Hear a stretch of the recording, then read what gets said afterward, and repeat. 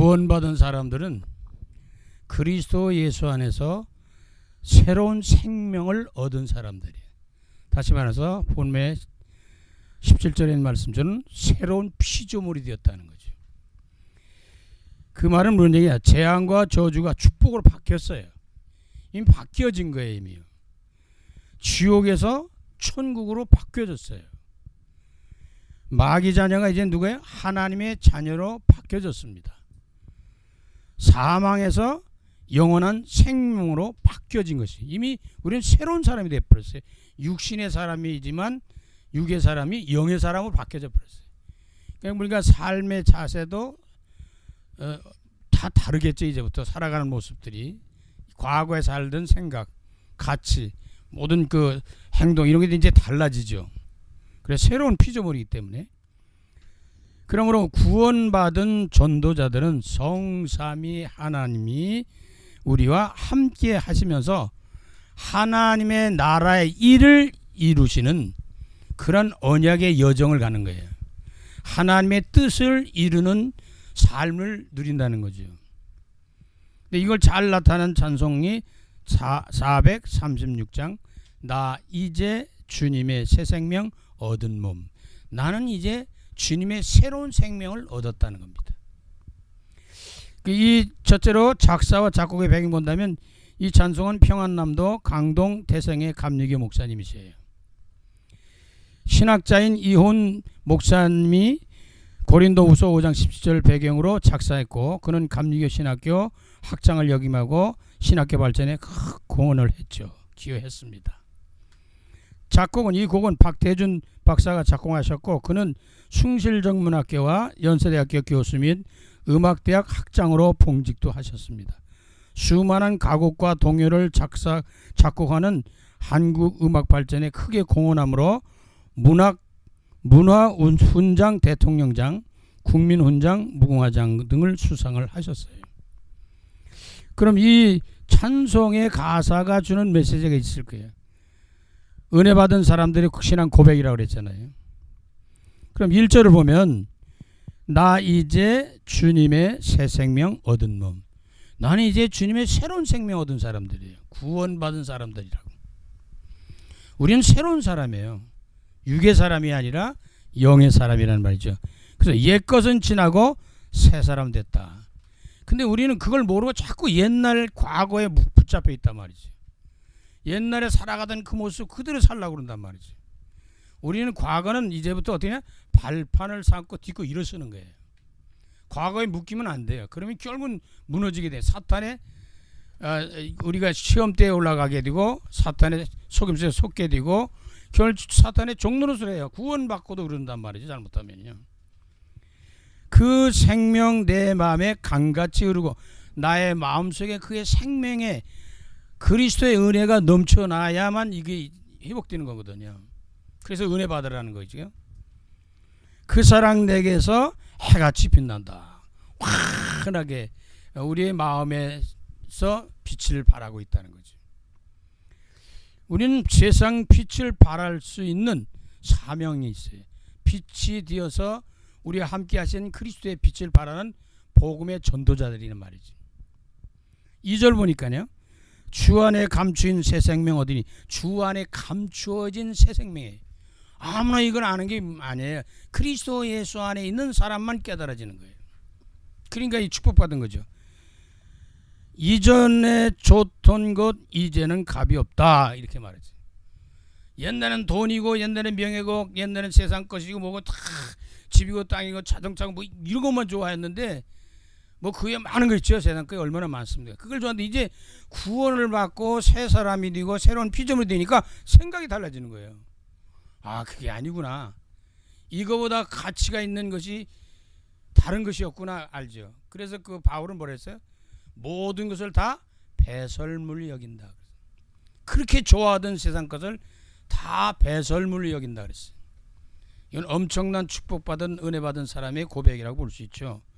그래서 이런 그 이전에 좋던 것이 다 이제는 값이 없다. 아 이거 아무 가치 없는 걸 가지고 이렇게 내가 고생하고 힘들고 그냥 생명을 걸었구나 이런 얘기입니다.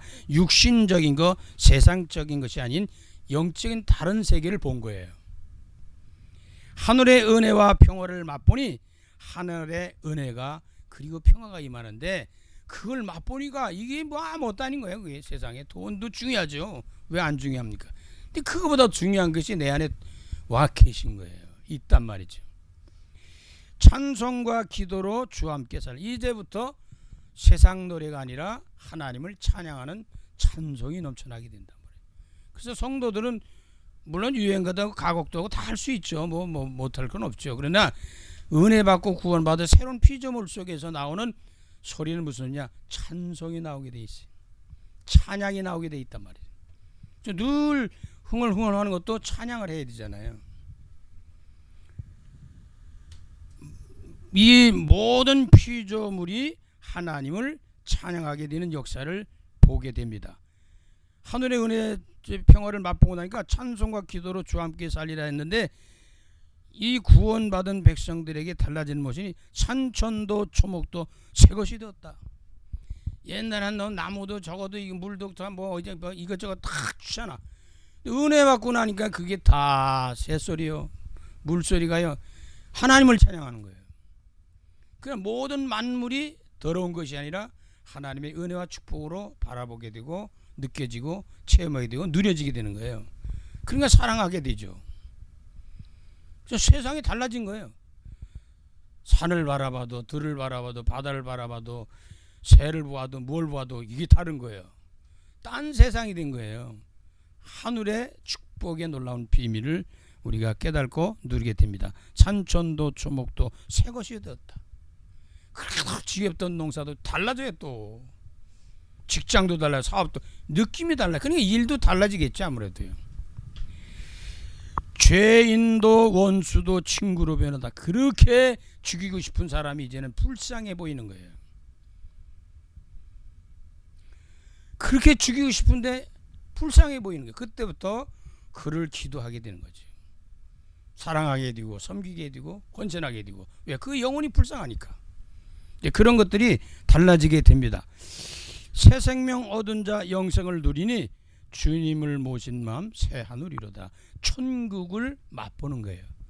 우리는 영원한 천국 들어갈 거 아니에요? 그러나 그 들어가기 이전에 잠시 이 땅에 육신적 세상적에 살지만 천국이 어떤 것이다 라고 하는 것을 맛보게 되는 거예요. 아 그렇구나.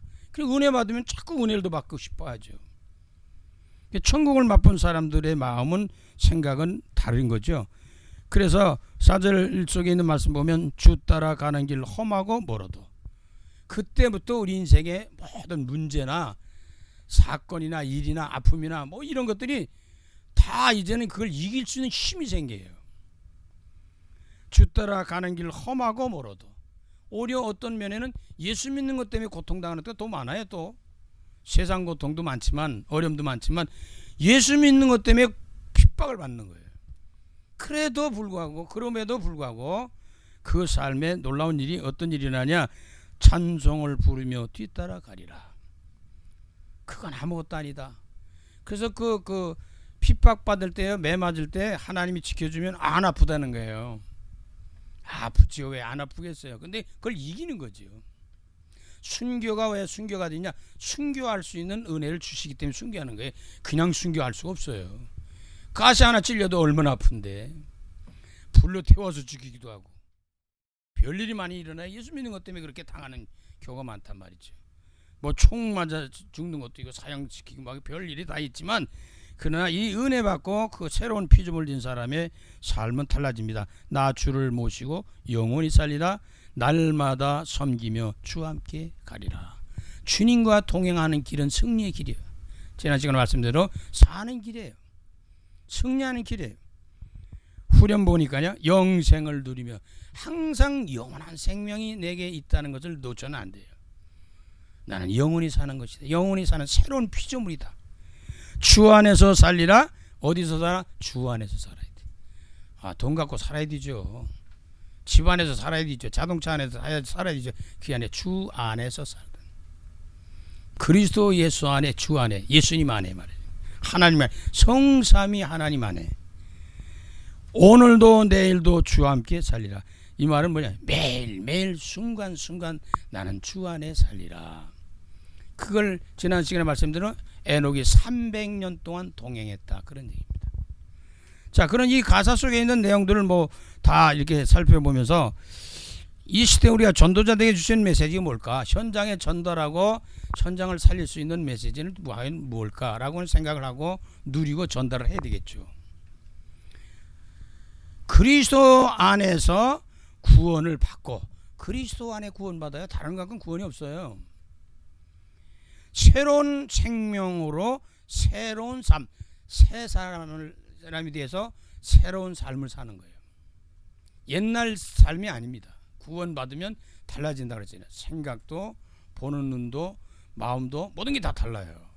판단하는 것도 달라요. 다 달라집니다. 그래서 고린도후서 5장 17절 말씀 보신 것처럼 새로운 피조물이다. 육신을 따라가는 것이 아니라 이제부터는 영을 따라갑니다. 하나님의 말씀을 따라가고 은혜 받는 데 따라가고, 예배 드릴 것이냐 놀러 갈 거냐 할 땐 예배 드리러 온단 말이죠. 이게 달라지는 거예요. 그러니까 이게 육신적인 사람이 이제 영의 사람이 되어버리니까 하나님의 나라의 일을, 하나님 뜻을 따라서 영의 세계를 가게 되는 거예요. 그런 사람들이 달라지죠. 똑같은 모습은 똑같은데 근데 달라진 거예요. 속이 달라졌어요 벌써. 그러니까 그 속이, 내면이 달라지니까 겉으로도 달라지는 삶을 살 수밖에 없는 겁니다. 두 번째는 그리스도 안에서 구원을 받고 어때요? 인생의 모든 문제 해결을 받았다는 확증을 갖게 됩니다. 요한복음 19장 30절에 다 이루었다, 끝냈다 그랬잖아요. 예수님께서 십자가에서 죽으심으로 우리 인생의 모든 문제 끝낸 거예요. 죄의 문제, 저주 문제, 사단의 문제, 이런 모든 인생의 문제를 끝냈습니다. 그런데 그 증거가, 확증이 뭐냐? 부활하셨다. 맞다는 증거가 부활입니다. 그거지. 인생의 모든 문제 끝냈다. 그 끝냈다는 증거, 죽은 자가 끝이 아니라 살아났기 때문에 확증시키는 거예요. 그래서 우리가 신앙생활은 확실한 증거를 갖고 있는 사람들이거든요. 그리고 확신 갖는 사람하고 확신이 없는 사람은 달라요. 그리스도 안에서 구원을 받고 흑암 세력을 꺾고 승리하는 길이다. 제일 중요한 게 지금 사탄이, 마귀의 귀신들이, 악령들이 있거든요. 눈에 안 보이게. 이놈이 자꾸 우리를 괴롭히고 무너뜨리려고 그러는 게, 속이고 유혹하고 미혹하고 막 그러거든요. 그래서 하나님께서 에베소 6장 10절로 20절에 하나님의 전신갑주를 취하라. 옛날에 싸우러 나가면 갑옷 입고 나가잖아요. 그래서 전투에 전쟁을 하러 나갈 준비해 갖고 나가는 거죠. 근데 우리 신앙인들이 하나님의 전신갑주라는 그런 갑주는 뭐냐? 전쟁터나 영적 싸움이거든요. 지금 우리가 사탄과의 싸움은 영의 싸움이기 때문에, 그래서 첫째는 중요한 게, 우리가 구원받은 백성들이 제일 중요한 것은 구원의 툭을 머리에다가 쓰는 거죠. 그게 뭐냐? 구원받았다는 확실한 증거를 갖고 있어야 돼. 그걸 믿어야 되고 누려야 돼. 구원받았다, 새로운 피조물이었다, 나는 하나님의 자녀다 라고 하는 걸 누리는 겁니다. 또 나는 우리는 천국 간다 라고 하는 걸 누리는 거죠. 그러니까 구원의 확증만 있어도 모든 걸 이길 수 있는 힘이 생깁니다. 그 다음에 뭐냐? 의의 흉배. 이 가슴에다가 뭐가 들어오면 안 되냐? 방탄조끼 같은 거 있잖아요. 총 쏘면 뚫지 못하게 하는 거. 이것들은 구원받은 사람들에게 나와서 그걸 지키는 길이 뭐냐? 감사와 감격이 있어야 돼요. 아, 내가 구원받았구나. 내가 하나님의 자녀구나. 내가 이런 오목다리 싸갔던 살아도 난 하나님의 자녀 구원받았구나. 이게 와야 된단 말이지. 그래야 모든 걸 초월할 수 있어요. 그러니까 이런 구원의 감사와 감격을 하는 사람은 뭐냐? 할렐루야가 나오겠죠. 자연적으로. 할렐루야, 아멘, 감사합니다. 뭐 감사 나오게 돼 있어요. 그 다음에 뭐냐? 진리 허리를 띄어라 그랬잖아요.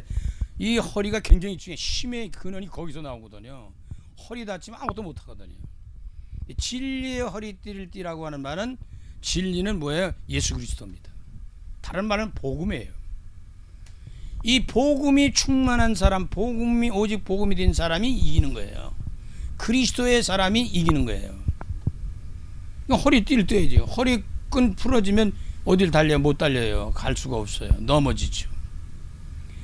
그 때문에 그 전쟁터에 나가는 영적 사람은 믿음의 방패를 가지는 거예요. 믿음이라고 하는 방패예요. 믿음이 있어야 상대방이 공격해 올 때 막을 수 있어요. 세상 모든 것에 어렵고 힘든 일도 믿음으로 가는 거예요. 그래서 오직 의인은 믿음으로 말미암아 살리라. 믿음은 사는 거예요. 믿음은 승리하는 거예요. 근데 성령의 검을 가져라.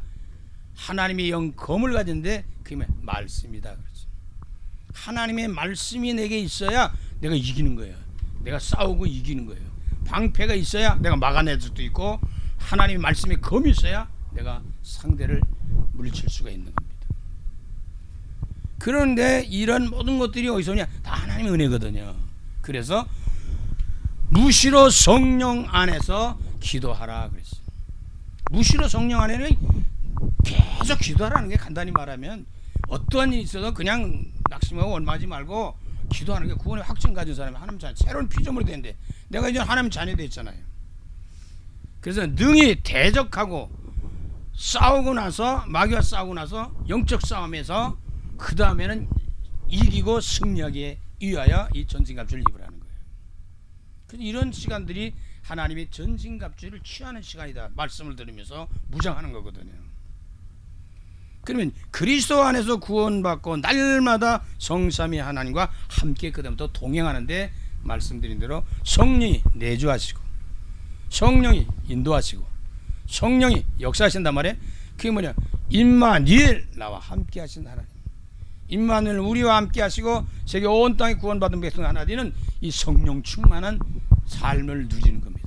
이거 우리가 동행하는 거예요. 에녹같이 300년 동안 동행한다는 그런 말씀입니다. 그러면 그런 가운데 속에서 그리스도 예수 안에서 우리는 뭐 하는 게, 남은 생에는 달라졌기 때문에 다른 삶을 살잖아요. 사명도 다르고 일도 다 다릅니다. 그래서 우리는 그리스도의 증인으로 사는 거예요.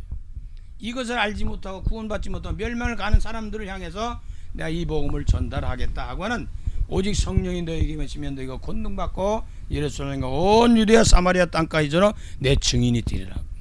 그때부터 하나님의 증인 되는 거야. 그리스도의 증인 되는 거예요. 그래서 초대교인들이 그걸 잘했잖아요. 사도행전 5장 42절에 성전에 있든지 집에 있든지 예수가 그리스도라는 사실을 가르치고 전도하기를 쉬지를 않았다. 이게 구원받은 사람, 새로운 피조물의 사람의 모습입니다.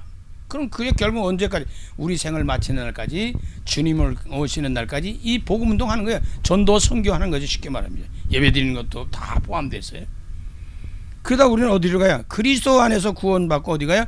그리스도의 이름으로, 예수의 이름으로 영원한 천국에 들어간다. 요한계시록, 계시록에 천국에 대한 얘기 많이 나와 있잖아요. 그 중에서 우리에게 주신 말씀이 천국이 어떤 모습이냐 했더니, 요한계시록 21장 1절로 4절에 영생복락을 누리는데 거긴 뭐가 없어요? 죽음이 없어요. 제일 무서운 것이 죽음입니다. 제일 해결할 수 없는 것이 죽음이에요. 돈 갖고 안 돼요. 아무리 돈이 뭐 굉장해도 돈 갖고 죽음 못 이겨요. 집덩어리, 땅덩어리, 뭐 이거 명예, 권세, 그거 갖고 못 이기는 거예요. 죽음을 이길 장사는 아무도 없습니다. 근데 우리는 그리스도 예수 안에서 이 죽음이 없는 곳을 가는 거예요. 죽음을 이겼다는 거죠. 그런다면 거긴 뭐예요? 애통하는 게 뭐 곡할 일 있어요. 곡할 일도 없는데 뭐. 우리는 그냥 갈 종착역인 그런 곳이거든요. 근데 뭐예요? 거기는 애통할 것도 곡할도 없고, 뭐 그게 제일 아주 지겹다고 할 수 있는 거 하나, 아픈 게 없어요. 많이 아파본 사람은 아픔이 뭔지를 알아요. 감기 하나만 알아도 아프잖아요. 근데 진짜 사형 선고 받은, 정말 우리가 당신은 죽게 됐어 이런 정도 가서 고통을 당해보면 이게 죽음이라는 게 얼마나 엄청난지, 또 아픔이 얼마나 고통스러운지 압니다. 근데 이런 아픔이 없대요. 그러나 천국 들어가면 다 끝나버리는 거예요. 그냥 그게 성취가 되는 거예요. 완성되는 거예요. 그러니까 나 이제 주님의 새 생명 얻으니 이제부터는 육신적으로 살지 않고 새로운 피조물로 살리라.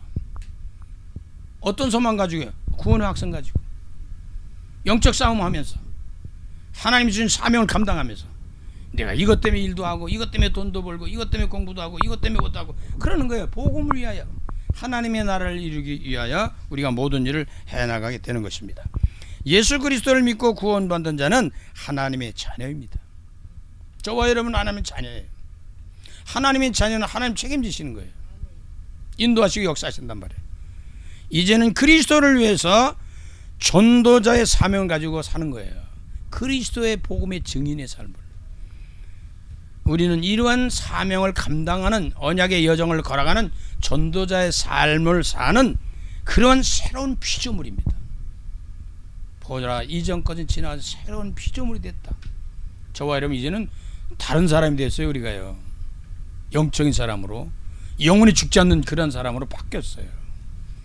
하나님이 성령 내주 인도하셔서 영원히 천국 가는 그날까지 인도하시고 역사하신단 말이죠. 그래서 우리는 그리스도 안에서 구원받는데, 오늘 저와 여러분들이 나 이제 주님의 새 생명 얻은 몸, 이 찬송을 한번 한 주간 동안 계속 해보세요. 거기서 또 다른 은혜가 임할 수도 있습니다. 그렇잖아요. 나 이제 주님의 새 생명 얻은 몸, 옛것은 지나고 새 사람 되었네. 새 사람의 삶이 일어나요. 새로운 소망이 생기고, 주 안에서 승리하는 한 주간 남은 여생이 그리스도 안에서 함께 하시기를 간절히 주 이름으로 축원합니다. 살아계신 주님, 나 이제 주님의 새 생명 얻은 몸, 나는 이제 육신의 몸이 아닙니다. 세상 사람이 아닙니다. 세상에 살지만 우리는 하늘에 속한 자들입니다. 마귀의 자녀가 아니라 하나님의 자녀들입니다. 영원한 천국의 소망을 두고 이제 마지막 때까지, 주님 오신 날까지 주어진 사명을 감당하는데, 예수가 그리스도인 사실 구원의 길을 제시하고 전달하며 누리는 전도자들의 삶인 것을 믿습니다. 새로운 피조물로 살아갈 수 있도록 영육간에 강감 주시고, 하나님의 전신갑주를 취하고 승리하며 영적 싸움에서 승리하고 결국은 서서 모든 사람들 앞에 증거 있는 삶을 누리는 남은 여생이 되도록 성령 충만케 하여 주시옵소서. 예수 그리스도 이름으로 감사하며 축복하며 기도드립니다. 아멘.